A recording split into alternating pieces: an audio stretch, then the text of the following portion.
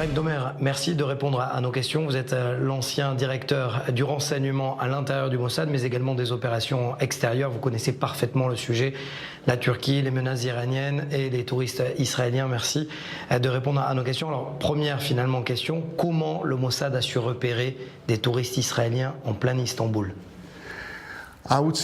Je dirais la chose suivante. Tout d'abord, il est très clair qu'il y a ce qu'on appelle des preuves solides, des renseignements solides que les Iraniens planifient une attaque contre des Israéliens en Turquie.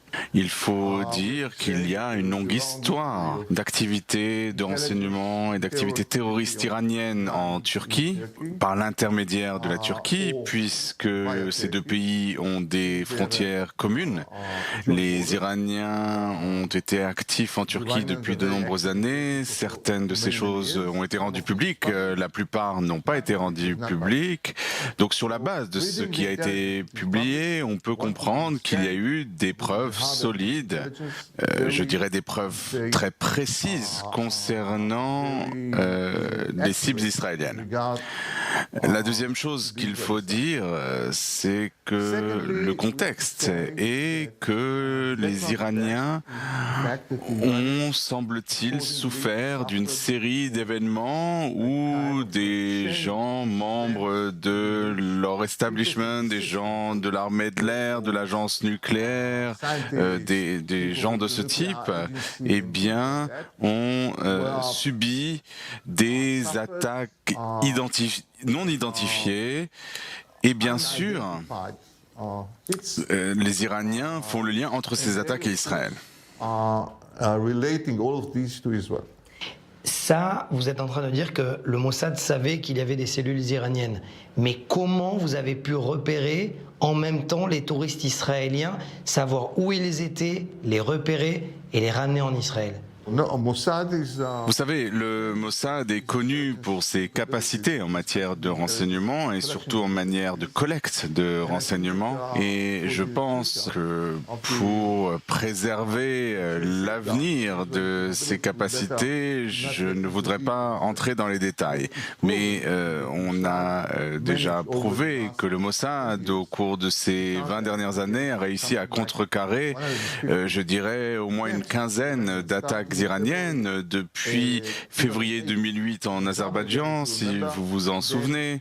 Il y a eu en Inde, en Géorgie, dans d'autres pays. Eh bien, le Mossad mène ce qu'on appelle un département de contre-terrorisme, qui est une sorte d'organisation au sein du Mossad, avec une division très importante de recueil de renseignements. Donc c'est notre profession.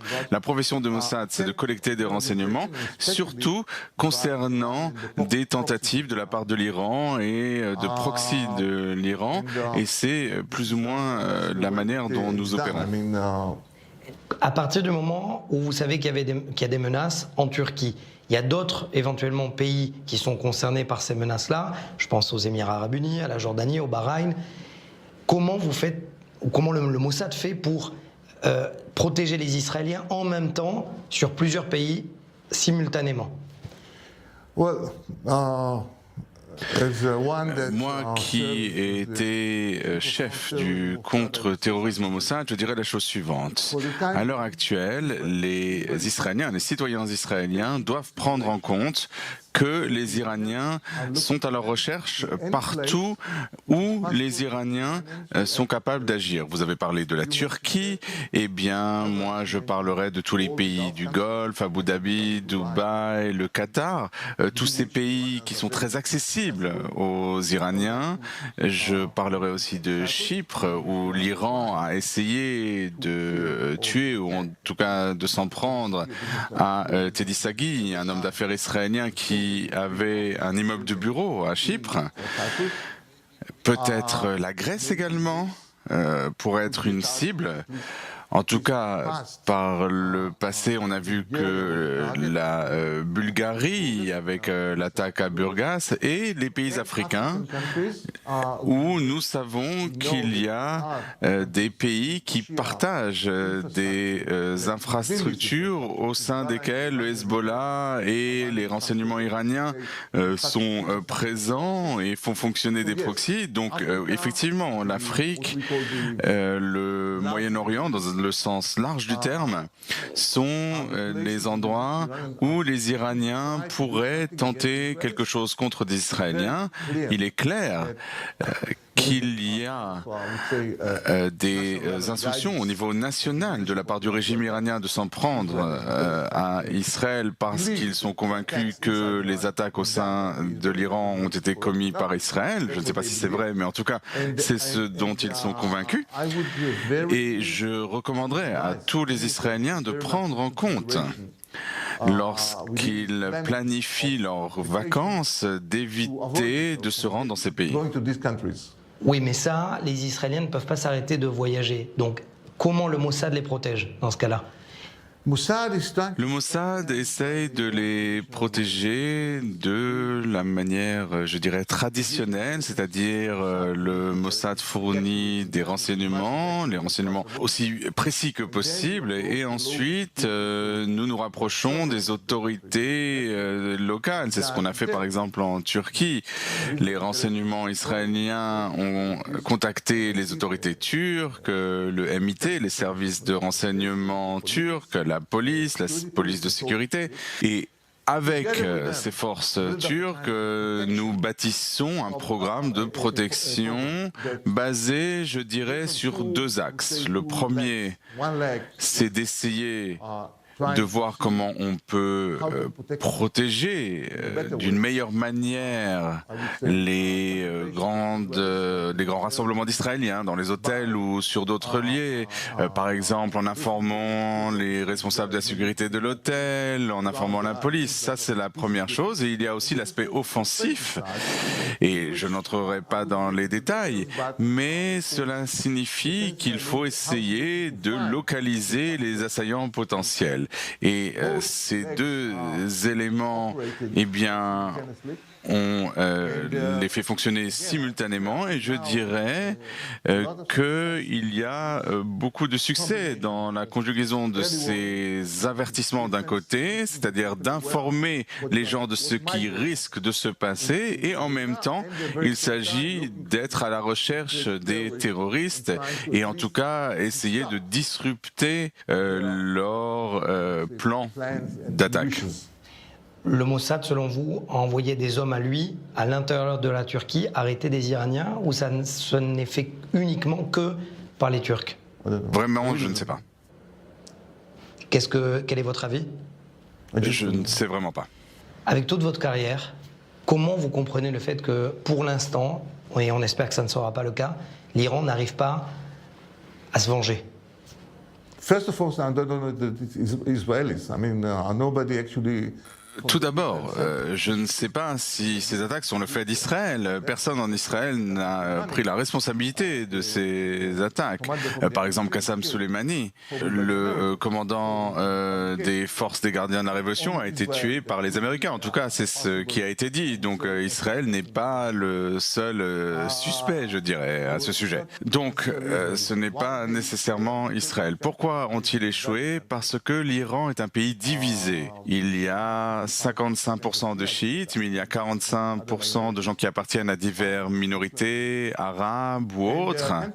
Et dans un pays où on a ce type de structure et quand on a ce type de relations internes avec les minorités, eh bien ces types de relations peuvent être exploités par tous ceux qui voudraient utiliser cette opposition de minorités en Iran. Et je pense qu'ils essayent véritablement de mettre un terme à ces attaques, mais peut-être que l'autre camp est plus sophistiqué qu'eux. Could be the others are sophisticated, more sophisticated than them. Could be. Deux dernières questions, Chaim Domer. D'abord, est-ce que vous pensez que le Mossad va être affecté par la crise politique actuelle en Israël ? No. Mossad is a very... Non, le Mossad est une organisation très stable, une organisation professionnelle. Les gens passent longtemps au sein de l'organisation et ils comprennent bien qu'ils ne sont pas au service de tel ou tel camp politique. Nous sommes au service des intérêts de sécurité israéliens. Et nous restons très disciplinés. Nous travaillons avec évidemment tous les gouvernements, avec tous les premiers ministres, puisque le patron du Mossad c'est le premier ministre. Peu importe que ce premier ministre appartienne au Likoud, au Parti travailliste, ou à Bleu-Blanc, ou à n'importe quel autre parti israélien. Peu importe. Le Mossad travaille selon les plans du Mossad. L'idée c'est de défendre Israël face aux menaces iraniennes, syriennes, du Hezbollah, etc. Et ce qui compte pour le Mossad, c'est qui sont nos ennemis et pas les différentes approches. Donc je ne pense pas qu'il y aura d'impact sur le Mossad. Ma dernière question, est-ce que l'ancien chef de la division des renseignements et des opérations extérieures du Mossad a peur de prendre l'avion aujourd'hui ? Comme beaucoup des réservistes du Mossad, réservistes et retraités du Mossad, je dirais que nous sommes plus des retraités que des réservistes, eh bien, nous basons sur l'hypothèse que nous risquons d'être une cible et c'est pourquoi nous avons une série de mesures tactiques lorsque nous partons à l'étranger. Je ne suis pas comme n'importe quel citoyen. Et je planifie avant de partir à l'étranger et je prends en compte très sérieusement la possibilité que quelqu'un soit intéressé par mes déplacements et j'essaye d'éviter d'être apparent. Je fais profil bas et c'est une sorte de règle, de routine parmi les gens de la communauté des renseignements. Chaim Tomer, merci beaucoup. Merci beaucoup.